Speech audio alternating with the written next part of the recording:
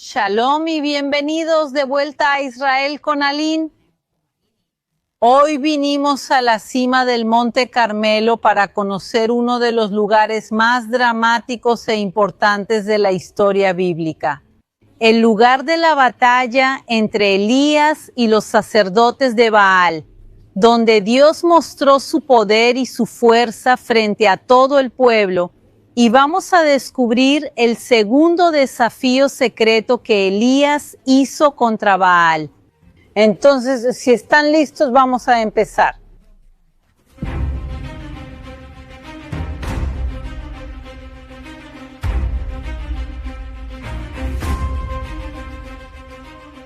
Ahora estamos en la cima del Monte Carmelo, en un lugar llamado Mujraca, que significa el lugar quemado.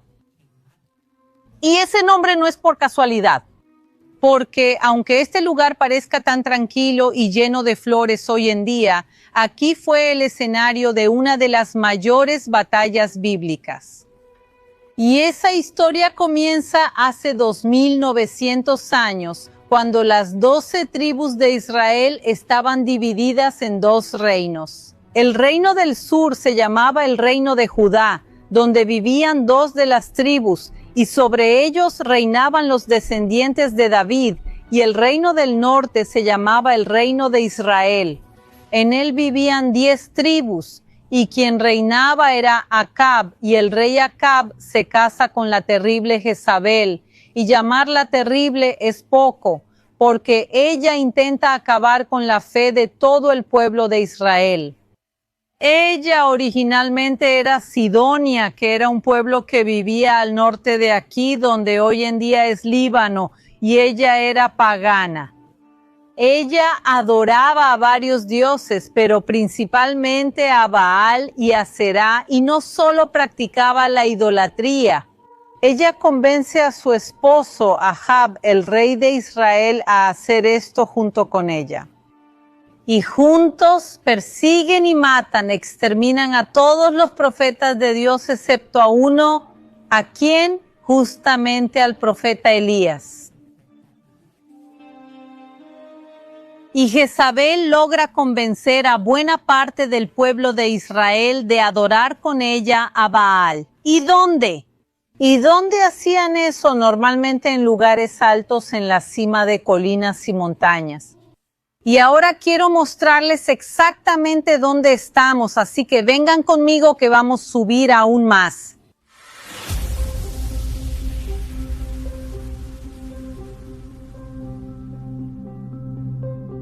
Quizá te preguntas por el frasco que llevo en el cuello. Lleva tierra del monte del templo y la historia bíblica conmigo. En 1999, esta tierra fue desechada ilegalmente para borrar nuestro pasado, pero los arqueólogos la rescataron con el proyecto de cribado del Monte del Templo. Puedes ser parte de esta historia y apoyar su labor. Escanea el código QR o revisa el enlace de abajo para un regalo de vacaciones inolvidable.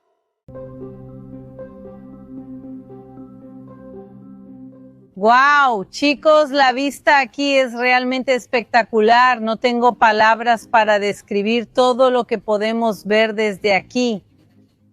Realmente estamos en un lugar muy alto y vean qué maravilla todo este valle gigantesco que está aquí. Detrás de nosotros está el valle de Jezreel y las montañas al fondo son las montañas de Nazaret. Justo allá enfrente, sobre la cima de esa montaña, está la ciudad donde Jesús vivió gran parte de su vida siguiendo el valle de Jezreel. Llegamos al valle más terrible de todos, que es el valle de Armagedón y la antigua ciudad de Armagedón. Y en este lugar, según la Biblia Apocalipsis 16:16, será la reunión de los reyes para iniciar la gran batalla final. Y seguimos, y aquí podemos ver gran parte de la geografía bíblica de Israel. Pero quiero que sus ojos se vuelvan exactamente hacia el lado opuesto. Aquí podemos ver claramente una cadena montañosa. Todo lo que vemos aquí es el Monte Carmelo, tiene muchos picos, es diferente al monte, por ejemplo, Tabor, que solo tiene un pico. Aquí vemos que hay varios puntos altos y estamos justamente en uno de los puntos más altos del Monte Carmelo. Y no solo eso, en el último pico del Monte Carmelo. Porque vengan aquí conmigo, podemos mirar hacia abajo y ver que realmente el monte aquí literalmente termina y ya comienza el valle. Y por eso este lugar donde estamos se llama Keren HaCarmel, el cuerno del Carmelo, porque es un punto extremadamente alto, justo antes de esta gran bajada. Otra cosa que podemos ver ahora aquí, que normalmente no está, es esta tormenta de arena viniendo en nuestra dirección. Entonces les pido disculpas si están escuchando el viento, pero al fondo pueden ver algo que parece polvo viniendo hacia nosotros. Eso no es polvo, eso es arena. Hay una gran tormenta de arena acercándose y junto con ella también un viento fuerte, así que realmente la hay. Ya sentimos el viento, ya sentimos la arena, esa tormenta acercándose. Y por eso en unas pocas horas el lugar va a estar completamente diferente. El cielo va a estar beige. Entonces es bueno que llegamos en este momento que todavía podemos mostrarles todo el valle, porque dentro de unas horas aquí ya no se va a poder ver prácticamente nada.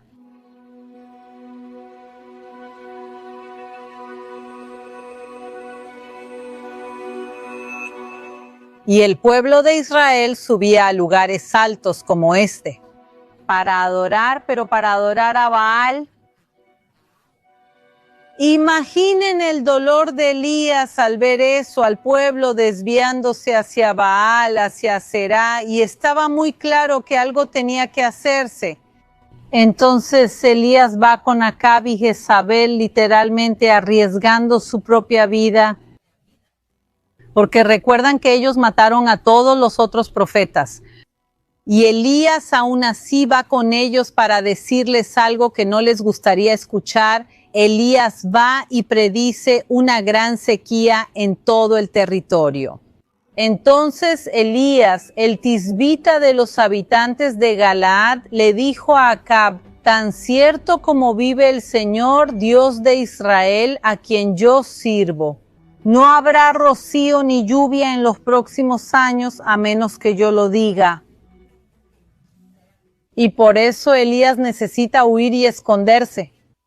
Y después de 3 años, Jezabel y Acab estaban aún más enfurecidos con él. Y Elías regresa, pero no para pedir disculpas ni perdón, sino para hacer un desafío. Él convoca a cientos de profetas de Jezabel y también a todo el pueblo de Israel. ¿A dónde? A este lugar, a la Muraca. Podemos ver incluso que una imagen aquí de Elías representa este momento. Imaginen toda esta área completamente llena y el pueblo y los profetas, todos mirando a Elías y viendo qué diría. Y entonces él hace su desafío. Después Elías se acercó a todo el pueblo y dijo: ¿hasta cuándo van a estar saltando de un lado a otro? Si el Señor es Dios, síganlo, y si es Baal, síganlo a él. Pero el pueblo no dijo ni una sola palabra. Entonces Elías dijo al pueblo: yo soy el único que queda de los profetas del Señor, y los profetas de Baal son 450 hombres. Traigan ahora 2 novillos, que ellos escojan para sí uno de los novillos, y cortándolo en pedazos, lo pongan sobre la leña, pero no le pongan fuego. Entonces ellos invocarán el nombre de su Dios y yo invocaré el nombre del Señor. Y será que el Dios que responda con fuego, ese es Dios. Y todo el pueblo respondió. Es una buena propuesta, pero ¿por qué se hizo este desafío aquí en lo alto del Carmelo? ¿Es mucho trabajo traer a toda la gente hasta aquí? Tenemos que recordar que los cananeos y los pueblos vecinos solían adorar a sus dioses en la cima de los montes. Y justamente aquí estamos a 497 metros sobre el nivel del mar. Esto, en teoría, según la fe de ellos, debería dar una ventaja a los sacerdotes de Baal. Porque imaginen, si fuera de otra manera, Elías ofreciera ese desafío en el valle, un lugar mucho más cómodo para todos. Pero si los profetas de Baal no lograran sacrificar ahí, ellos dirían, no funcionó porque estamos en el valle. Baal solo nos atiende en la cima de los montes. Y justamente de esta manera, Elías hacía parecer que los profetas de Baal y Acera deberían tener ventaja. Ellos no podrían tener ninguna excusa porque su Dios no los atiende aquí, y al mismo tiempo Elías sabía que en realidad no hace la menor diferencia. Porque Dios, que es omnipotente, omnipresente y omnisciente, puede escucharnos y atendernos desde cualquier lugar. Y por eso para él realmente no hacía diferencia dónde estaba. Pero la Biblia también nos cuenta que en ese lugar había un altar a Dios, que estaba destruido o abandonado. Entonces tal vez también Elías eligió este lugar porque en el fondo sí tenía una conexión con el pueblo de Israel. Y él estaba tratando de conectarlos con su verdadera historia, con su pasado. Vean la fe y el valor de Elías. Él estaba aquí arriesgando su propia vida, pero tenía plena certeza de que estaba en el camino correcto. Porque en la práctica, este era el segundo desafío que él estaba haciendo, y el primer desafío, quien ya había vencido, era el Dios de Israel. ¿Y cuál fue el primer desafío? El primer desafío no fue explícitamente abierto y declarado como el segundo, pero con certeza estaba ocurriendo y fue el desafío de las lluvias. Piensen conmigo, Jezabel, ella mantenía a 450 profetas de Baal y a otros 400 profetas para Aserá. Ellos eran como una pareja principal de dioses en el panteón de esa época, en el panteón pagano cananeo. Baal era el dios de las tormentas, lluvias, truenos y fertilidad de la tierra, y Aserá, su esposa, era la diosa madre que traía vida a la tierra. Y la sequía que estaba ocurriendo en esos días ya llevaba más de 3 años. Causaba serios problemas para la agricultura, para la fertilidad de la tierra, había escasez de comida. ¿Y qué mejor manera de probarle a todos que ni Baal ni Aserá controlaban la lluvia o la tierra que causando una sequía? Elías logra probar que Baal no es el dios de la lluvia, que no era él quien traía la lluvia. 3 años de sequía, cientos de sacerdotes adoraban y sacrificaban a Baal y Aserá diariamente y no pasaba nada. La sequía era la prueba del cumplimiento de la palabra de Dios a través de Elías. Pero incluso después de más de 3 años de sequía, el pueblo aún no estaba convencido. Tomaron el novillo que les fue traído, lo prepararon e invocaron el nombre de Baal. Desde la mañana hasta el mediodía diciendo, oh Baal, respóndenos. Pero no se oyó ninguna voz y no hubo quien respondiera. Y estuvieron saltando alrededor del altar que habían hecho.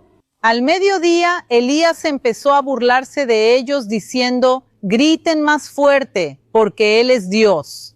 Puede ser que esté meditando, atendiendo necesidades o viajando, tal vez esté dormido y necesiten despertarlo. Y ellos clamaban en voz alta y se cortaban con cuchillos y lanzas según su costumbre hasta quedar cubiertos de sangre. Pasado el mediodía, profetizaron hasta la hora del sacrificio de la tarde, pero no hubo voz, ni respuesta, ni atención alguna. Durante horas y horas, los profetas de Baal intentaron todo, pero no obtuvieron ninguna respuesta. Incluso llegaron a autoflagelarse, mutilaron sus propios cuerpos hasta sangrar. Y nada, absolutamente nada pasó. Y entonces, alrededor de las 3 de la tarde, que era aproximadamente la hora del sacrificio vespertino, que se hacía al Dios de Israel, Entonces Elías prepara su altar. Vean que aquí detrás de nosotros hay una iglesia, vamos a entrar en ella y ver de cerca su altar. Vengan conmigo.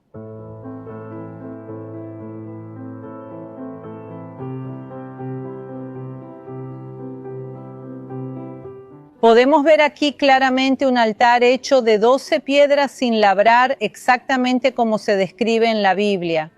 Entonces, ¿este es el altar de Elías? Y la respuesta es no. El altar de Elías con el tiempo desapareció y este altar fue construido posteriormente, pero nos ayuda a ver cómo se parecería el altar de Elías.